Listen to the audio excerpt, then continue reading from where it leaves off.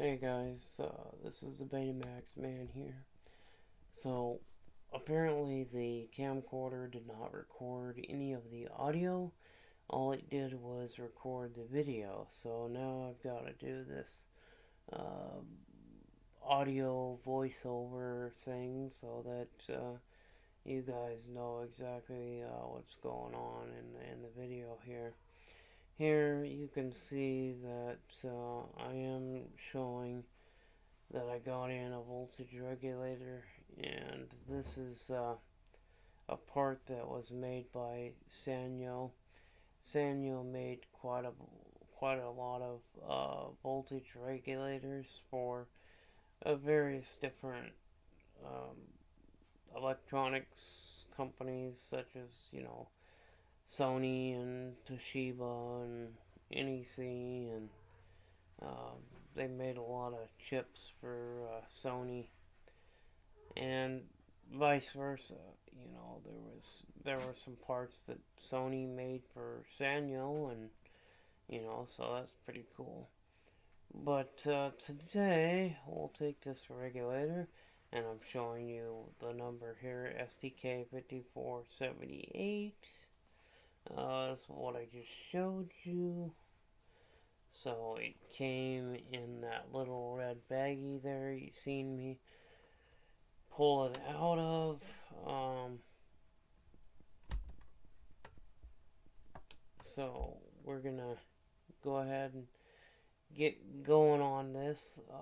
What it was is,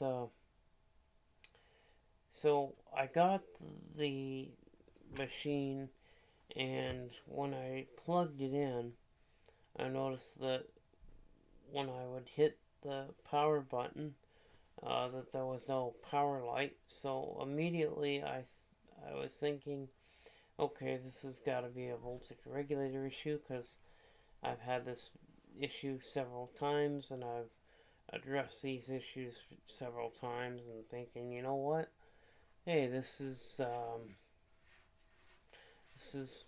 voltage regulator problem. So I'm not going to do any tests or anything like that, which was a big mistake, because it turned out that all the problem was just the power button itself was not working, and this was, well, kind of a rookie mistake, because I should have known to uh, test, do some voltage tests, and find out for sure before jumping the gun and ordering it and wanting to put it in. But it turns out that it was just the actual button, the power button, that was actually the failure. And when I got out one of my remotes, my Sony Betamax remotes, and I pressed the power, and the power came on. So I ended up buying this regulator that I didn't need. I ended up putting it in the VCR. Spent money on the regulator, spent money on the thermal grease. Uh, spent this money that wasn't really necessary. And you'll see here that now I'm actually going in, and I'm starting to show you the back here on where the screws are located. There's some screws in the back, and this camera is so crappy, and the lighting is so poor that you can't even see the screws. So I wish that I would have just got some more lighting out and done that, but I didn't. But anyway, there we go. We've opened up the machine, because I already had the screws out, and I'm going to lift this little plastic shielding plate off. This plastic piece is put in there. It goes in between the circuit board and the behind the preamp there, or the head amp. Basically, the Sony puts it there just so that it doesn't short anything out. And that's why the shielding plate is there. But anyway, I actually didn't even need to put in a voltage regulator. And it was just the power button that was the actual cause. So if I would have just done some voltage tests on the regulator before jumping the gun and going in there and just replacing the regulator, I mean, that was something that was it's kind of a stupid rookie mistake. I mean, I feel like an idiot because, hey, that's something that I should have been, I should have just done a test on that regulator, and but I didn't. So I do regret that, because like I said, I've spent. It was about $14 for the regulator, which wasn't a bad price. But then, the additional shipping and then having to buy some thermal grease because I was out of that. I didn't have any of that left. At least now I have a little bit, and I can use it and put it on. I could probably install at least 2 more regulators with the amount of thermal grease that I have. And the thermal grease is not expensive. That stuff I got off of Amazon.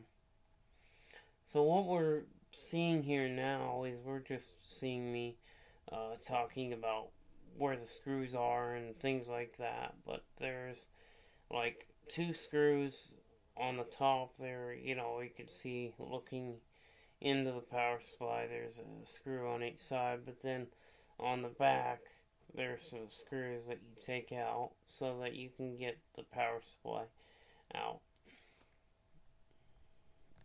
And now we'll head on over to the next set of videos here.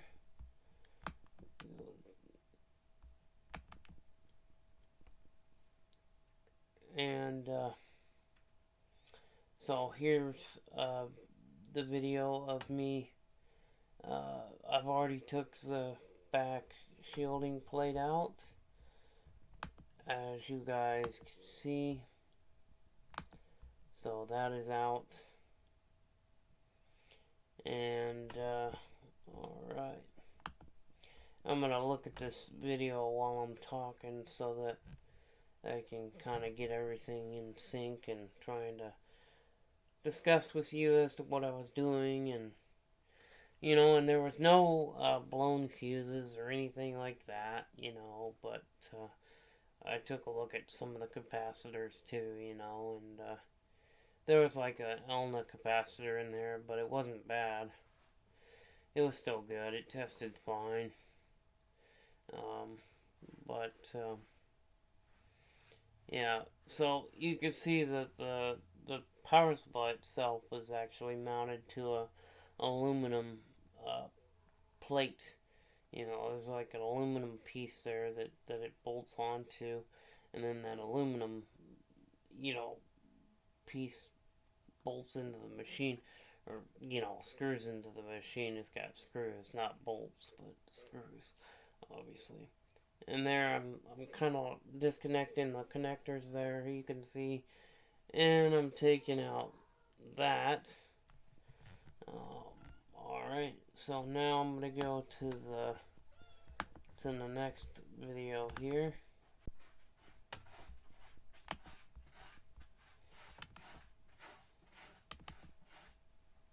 We'll go to 23 here, so I'm just kind of showing taking the I got the power supply out by this point in time, as you can see, and I'm going to start taking the screws out of the transformer. There's some screws here that's holding the transformer in place, holding the circuit board in place, and then also there's a couple of screws that I need to take out of the regulator itself so that we can lift the board up and out so that I can desolder the old chip and put the new one in. And the challenging thing is to get the pins lined up in those little holes. And sometimes when the chips get shipped in, the pins get bent somewhat, and so that can be a little challenging trying to get those pins lined up in those holes. Another challenging thing is like when you're soldering something in, um, is to not accidentally bridge your solder joint. Where you're accidentally, soldering your pin 1 and pin 2 are accidentally soldered together, and that's something you definitely don't want because you can short it out. But yeah, I went through all this work and didn't need to. If I would have just got my multimeter out there, done some voltage tests, and checked the pins on the regulator and seen what the voltages were, because you got there's a 9 volt, a 12 volt, there's a 6 volts.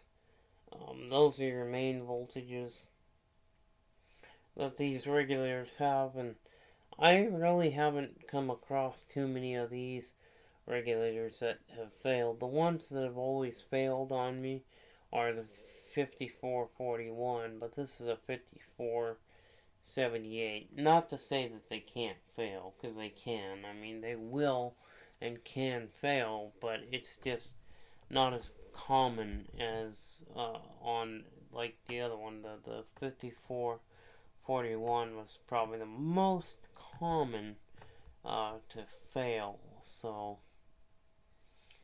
and then this will be ended, and we'll go ahead and go to the next video here.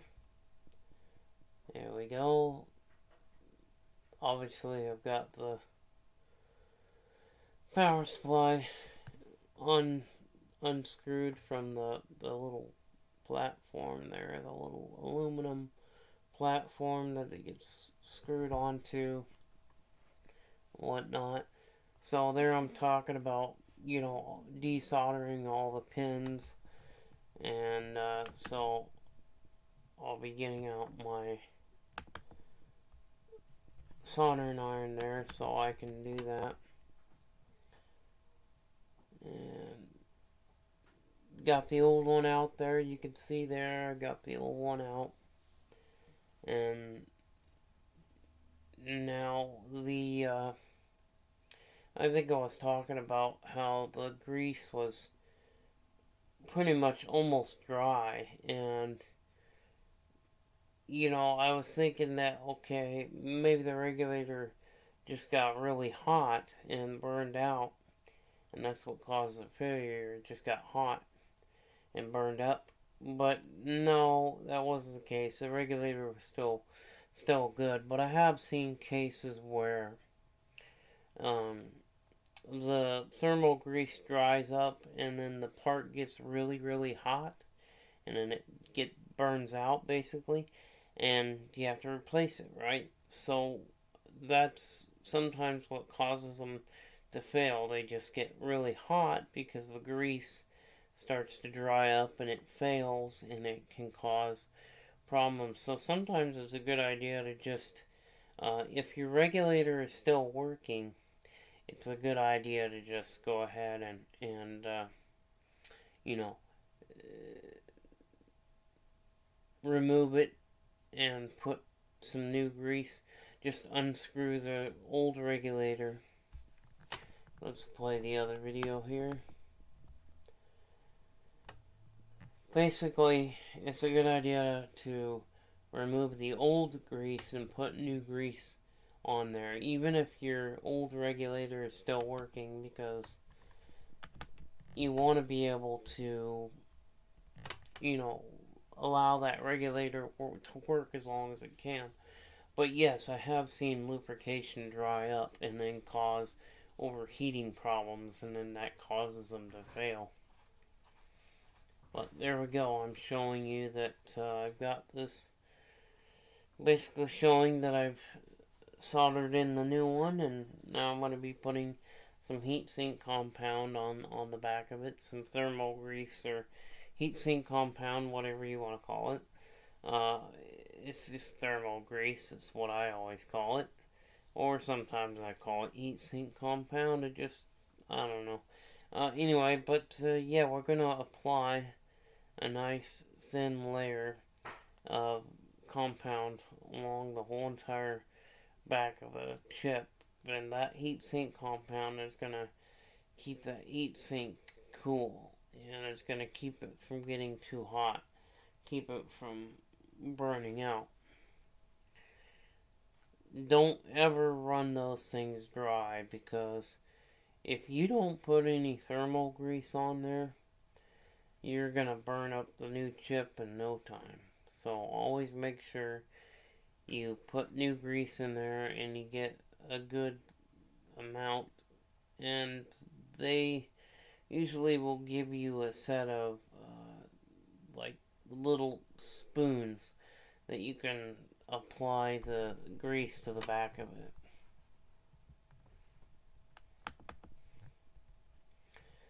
So here we go. This is what I'm showing, that I've applied a nice amount of grease along the whole entire back of it there, and now I can basically just